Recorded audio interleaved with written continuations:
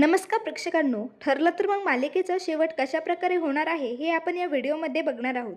चला तर मग बघूया. तर प्रेक्षकांनो, सध्या चालू असलेल्या ट्रॅकनुसार आश्रम केस संपण्यासाठी फक्त 8 दिवस बाकी आहे. त्यासाठी अर्जुन सायली डोळ्यात तेल घालून एकन एक पुरावा शोधून मधुभाऊंची या केसमधून निर्दोष मुक्तता करताना बघायला मिळेल. त्यानंतर या केसमध्ये साक्षीला जन्मठेपेची शिक्षा सुनावली जाते, पण यातून प्रिया मात्र थोडक्यात बचावते. यानंतर अनेक फॅमिली ड्रामे या मालिकेत बघायला मिळतील.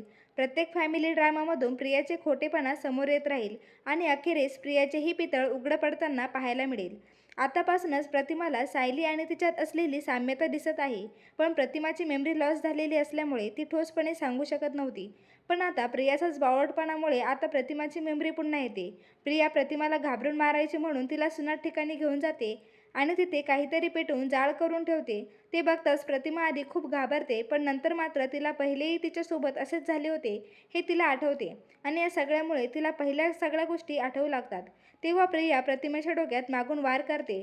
तेव्हा प्रतिमा तिथेच बेशुद्ध होऊन पडते. दुसऱ्या दिवशी जेव्हा प्रतिमाला शुद्ध येते तेव्हा तिला सगळं आठवत असतं. ती पहिले सुभेदारांच्या घरी जाते आणि प्रियाचं भांडं फोडते. ती संपूर्ण सुभेदार कुटुंबासमोर सांगते की ही प्रिया माझी तन्वी नसून सायलीच माझी तन्वी आहे. हे ऐकताच सुभेदार कुटुंबाला खूप मोठा धक्का बसलेला असतो. तेव्हाच अर्जुनने देखील सायलीची DNA टेस्ट केलेली असते, कारण अर्जुनलाही प्रतिमामध्ये आणि सायलीमधली साम्यता जाणवत होती. त्यामुळे त्यानेही DNA टेस्ट करून घेतलेली होती आणि ती DNA टेस्ट प्रतिमासोबत मॅच झालेली असते. त्यामुळे पूर्ण सुभेदार कुटुंबाला आता खात्री पटलेली असते की सायलीच खरी तन्वी आहे. पण हे ऐकून मात्र प्रियाच्या पायाखालची जमीनच सरकलेली असते. प्रिया आता कोणाचाच आधार घेऊ शकत नव्हती आणि यावेळेस अश्विनही तिच्यासोबत नव्हता. कारण प्रियाने फसवणूकच एवढी मोठी केली होती की या परिस्थितीत अश्विनही तिच्यासोबत उभा राहू शकत नव्हता. तर आता रविराजला खूपच राग आलेला असतो. त्याला प्रियाचा कमी आणि स्वतःचा जास्त राग आलेला असतो, कारण तो स्वतःच्या मुलीलाच ओळखू शकला नव्हता. त्याने स्वतःच्याच मुलीला आधी दूर केलं होतं हे आठवून त्याला खूप त्रास होत होता. शेवटी तो सायलीला प्रेमाने मिठी मारतो आणि रडतच तिची माफी मागतो की मला माफ कर, मी तुला ओळखू नाही शकलो.